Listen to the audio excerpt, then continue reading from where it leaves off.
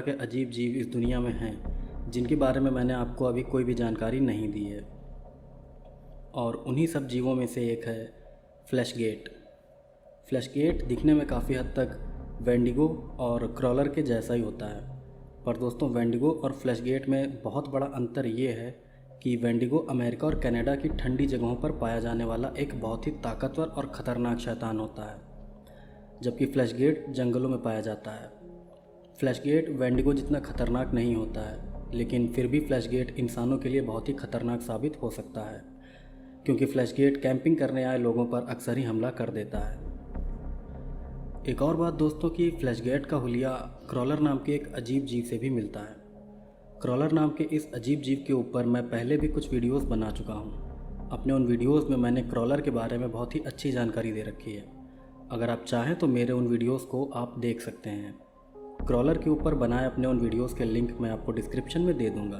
दोस्तों क्रॉलर, फ्लैशगेट और वेंडिगो ये तीनों जीव दिखने में काफ़ी कुछ एक जैसे लगते हैं, लेकिन ये तीनों ही बिल्कुल अलग अलग जीव हैं, क्योंकि दोस्तों वेंडिगो एक बहुत ही खतरनाक और ताकतवर शैतान होता है, जबकि क्रॉलर एक अजीब जानवर जैसा जीव होता है जिसके पास ज़्यादा दिमाग नहीं होता। क्रॉलर इंसानों को देखकर या तो उन पर हमला कर देता है या फिर वो इंसानों से दूर भाग जाता है, जबकि फ्लैशगेट बहुत समझदार शैतानी जीव होता है जो किसी भी जानवर या इंसान की आवाज़ निकालने में माहिर होता है, और ये शैतान इंसानों पर घात लगाकर हमला करता है। दोस्तों मैं आपको इन जीवों के बारे में इसलिए बता रहा हूँ क्योंकि ये जीव सिर्फ किस्से कहानियों में ही नहीं पाए जाते, बल्कि ये शैतान सच में इस दुनिया में इंसानों से छुप कर रहते हैं। खैर दोस्तों, अब मैं आपको एक पिक्चर दिखाना चाहूँगा कि फ्लैशगेट दिखने में होता कैसा है। तो इस समय जो इमेज आप अपनी स्क्रीन पर देख रहे हैं, फ्लैशगेट दिखने में बिल्कुल ऐसा ही होता है। तो ये थी फ्लैशगेट के बारे में थोड़ी जानकारी, और अब मैं आपको सुनाता हूँ फ्लैशगेट को देखे जाने की एक सच्ची घटना।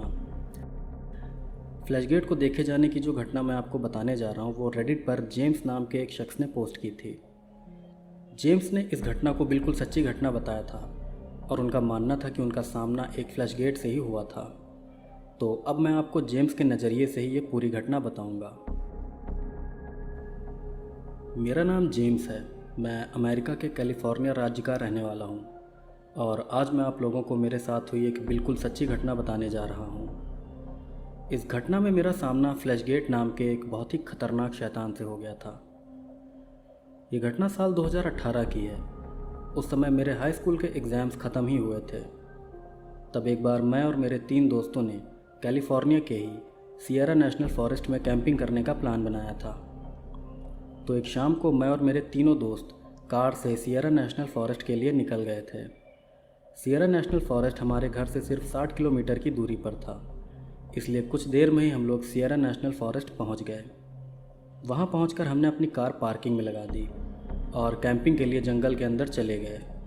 जंगल में काफ़ी अंधेरा था, इसलिए हमें टेंट लगाने के लिए सही जगह ढूंढने में बहुत परेशानी हो रही थी। पर फिर काफ़ी देर तक मशक्क़त करने के बाद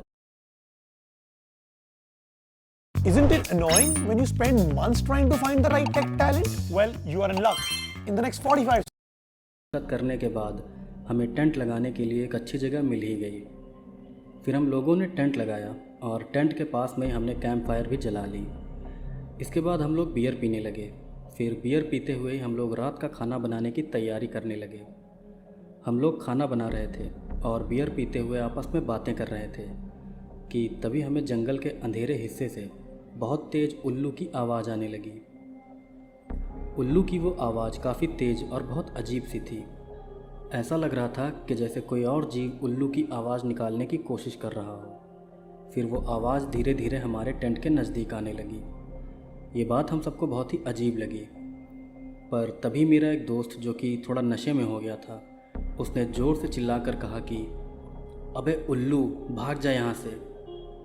मेरे दोस्त के इतना कहते ही हम लोग ज़ोर ज़ोर से हंसने लगे, लेकिन तभी हमें जंगल के अंधेरे हिस्से से एक आवाज़ आई, अबे उल्लू भाग जा यहाँ से। वो आवाज़ जंगल के उसी हिस्से से आई थी जिस तरफ से पहले उल्लू के चिल्लाने की आवाज़ आ रही थी। वो आवाज़ सुनकर हम चारों लोग डर से कांप गए थे। हम सोच में पड़ गए थे कि आखिर ऐसा कौन सा जीव है जो इंसान की आवाज़ निकाल रहा है। फिर तभी हम लोगों को अपने कैंप से कुछ दूर पेड़ों के पास 2 पीले रंग की छोटी छोटी चमकती हुई रोशनियां दिखाई दी। पेड़ों के पास काफ़ी अंधेरा था, इस वजह से हमें सिर्फ वो पीली लाइट ही दिखाई दे रही थी। पहले तो वो लाइट्स ज़मीन से सिर्फ 2 फुट ऊपर थी, पर देखते ही देखते वो पीली लाइट्स ऊपर उठने लगी और तकरीबन 7 फुट की ऊंचाई पर जाकर रुक गईं। और तब हमारी समझ में आया कि वो लाइट्स कुछ और नहीं बल्कि किसी जीव की 2 आँखें हैं। फिर वो जीव धीरे धीरे हमारी तरफ बढ़ने लगा। हमने उस जीव की बस एक झलक ही देखी थी और उसके बाद हम सभी लोग अपना कैंपिंग का सारा सामान छोड़कर वहाँ से भाग गए। वो जीव बिल्कुल किसी इंसान के जैसा था, पर वो बहुत ही पतला और लंबा था। उसके शरीर पर बड़े बड़े बाल निकले हुए थे और उस जीव की पीठ झुकी हुई थी, जैसे बुजुर्ग लोगों की पीठ झुकी होती है, ठीक वैसे। फिर हम चारों दोस्त वहाँ से भागते हुए अपनी कार के पास पहुँचे। हम सब फ़ौरन ही कार के अंदर बैठ गए और मेरा एक दोस्त बहुत तेज़ी से कार चलाने लगा। हम लोग जल्द से जल्द उस जगह से निकल जाना चाहते थे। हम लोग जब कार से जा रहे थे तभी हमने देखा कि वो अजीब जीव भी हमारी कार के पीछे पीछे आ रहा है। वो जीव अपने चारों हाथ पैरों पर बहुत तेज़ रफ्तार से भाग रहा था। फिर थोड़ी देर तक हमारी कार का पीछा करने के बाद वो जीव जंगल में वापस चला गया। इसके बाद हम लोग कार लेकर सीधा अपने घर आ गए। घर आकर मैंने जब अपने दोस्तों से पूछा कि तुम सब ने वो देखा, आखिर वो था क्या, तब मेरे दोस्तों ने कहा कि पता नहीं वो क्या था, लेकिन वो जो भी था बहुत ही अजीब और भयानक था। फिर उस दिन के बाद से मैंने और मेरे दोस्तों ने उस जगह पर कैंपिंग करना छोड़ दिया। दोस्तों, इस घटना को शेयर करने वाले शख्स ने इसको बिल्कुल असली घटना बताया है, लेकिन आप इसको सच मानते हैं या झूठ, ये पूरी तरह से आपके ऊपर है। खैर दोस्तों, अब मैं आपको 2 रियल पैरानॉर्मल घटनाएं बताना चाहूँगा जो कि मुझे दिल्ली से मेरी एक सब्सक्राइबर ने मुझे भेजी है। तो अब जो पैरानॉर्मल घटना मैं आपको सुनाने जा रहा हूँ वो मुझे दिल्ली से अंजलि जी ने भेजी है। तो आगे मैं आपको उन्हीं के नज़रिए से ये पूरी घटना बताऊँगा। मेरा नाम अंजलि है। मेरा परिवार वैसे तो गाज़ियाबाद का रहने वाला है, लेकिन मेरा जन्म दिल्ली में हुआ है। तो आज मैं आप लोगों को मेरे परिवार के साथ हुए 2 रियल पैरानॉर्मल इंसिडेंट्स बताने जा रही हूँ। ये इंसिडेंट्स बताने से पहले मैं आप लोगों को मेरे परिवार के बारे में कुछ बताना चाहती हूँ। दरअसल मेरे परिवार के ज़्यादातर लोग भूत प्रेत या फिर किसी भी तरह के सुपर नेचुरल चीज़ों पर बिल्कुल भी विश्वास नहीं करते हैं। मेरे परिवार के लोग भगवान पर बहुत भरोसा करते हैं और मुझे भी मेरे घर वालों ने हमेशा से यही सिखाया है कि इस दुनिया में भगवान के अलावा और कोई शक्ति नहीं है। लेकिन मेरे घर वालों की सोच के उलट पुराने समय में मेरे ही परिवार के साथ कई पैरानॉर्मल घटनाएं भी हो चुकी हैं। तो पहली घटना जो मैं आपको बताने जा रही हूँ वो मेरे परिवार के साथ आज से काफ़ी साल पहले तब घटी थी जब मेरे मम्मी पापा की नई नई शादी हुई थी। मेरे पापा का परिवार कुछ समय पहले ही गांव से दिल्ली आया था। दिल्ली वाला हमारा घर काफ़ी बड़ा था क्योंकि उस समय भीड़ भाड़ काफ़ी कम होती थी और ज़मीनें भी उस समय सस्ती हुआ करती थी। हालांकि मेरे पापा की फैमिली के रहने के लिए कुछ कमरे उस मकान में बन चुके थे और उन कमरों में मेरी मम्मी, मेरी दादी, मेरी बुआ और चाचा चाची सब लोग रहते भी थे। तो एक दिन हुआ ये कि हमारे गांव वाले घर का एक पड़ोसी मेरे पापा से मिलने हमारे दिल्ली वाले घर आया हुआ था। उस समय गांव के लोगों को परिवार की तरह माना जाता था, इसलिए उस शख्स को मेरे पापा ने कुछ दिनों के लिए हमारे घर पर रोक लिया। कुछ दिन हमारे घर पर रहने के बाद उस शख्स ने वापस अपने गांव जाने की बात कही, तो मेरे पापा ने उस आदमी को गांव जाने वाली बस पर बैठा दिया और वापस आकर वो मकान बनवाने का काम देखने लगे। हमारा घर काफ़ी बड़े एरिया में फैला हुआ था, जिसमें अंदर की तरफ काफ़ी बड़े कमरे थे और घर के चारों तरफ 5 फीट की बाउंड्री थी और साथ ही एक मेन गेट भी था। उस दिन हमारे घर में बाहर की तरफ नई नई फर्श बनी थी, तो पापा ने सोचा था कि वो आज रात बाहर ही चारपाई डालकर सोएंगे ताकि कोई ताज़ी बनी फर्श को ख़राब ना कर दे। तो उस रात घर के सभी लोग कमरे में सोए थे और पापा बाहर आंगन में चारपाई पर सो रहे थे। फिर तभी रात के 2 बजे अचानक किसी आवाज़ से मेरी दादी की नींद खुल गई।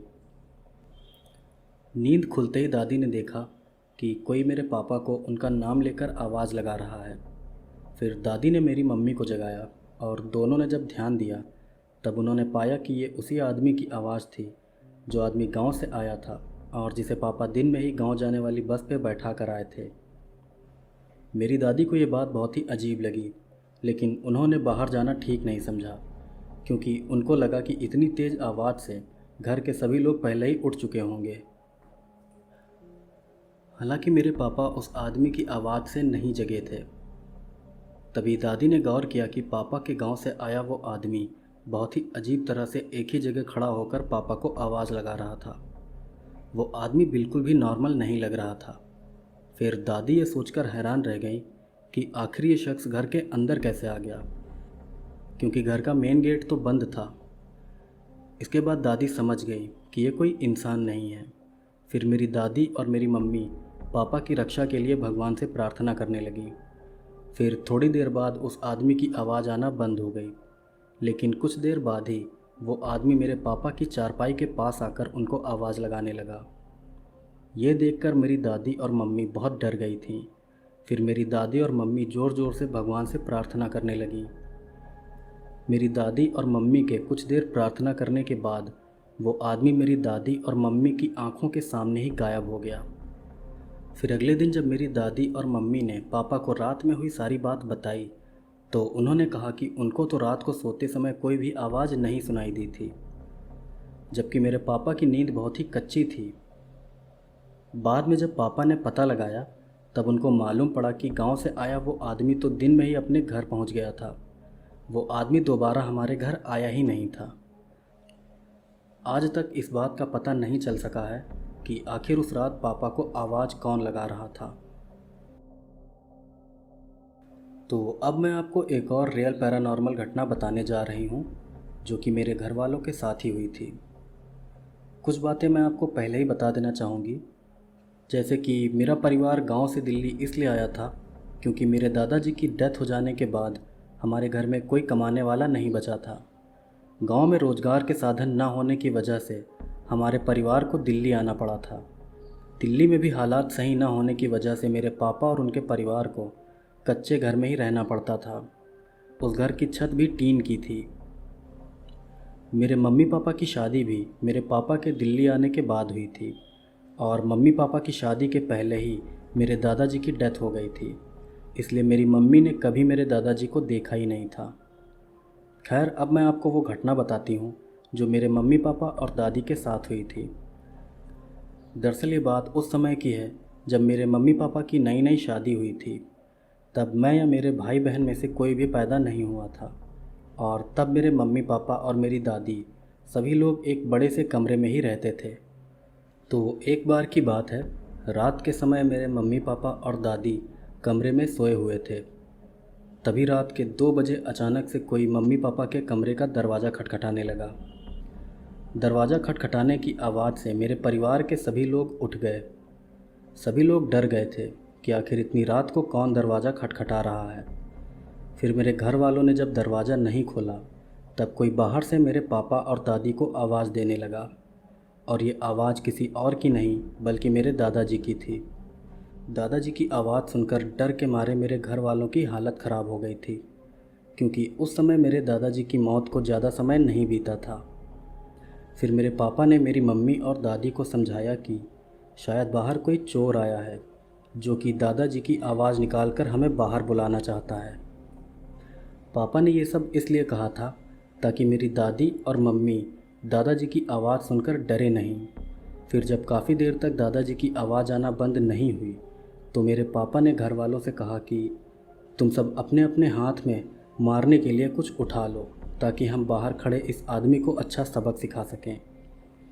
फिर मेरे पापा, मम्मी और दादी ने अपने हाथ में डंडा, बेलन और झाड़ू वगैरह ले लिया, और फिर सबने प्लान बनाया कि बाहर जो कोई भी शख्स है सबको उसके सर पर मारना होगा ताकि वो बेहोश हो जाए।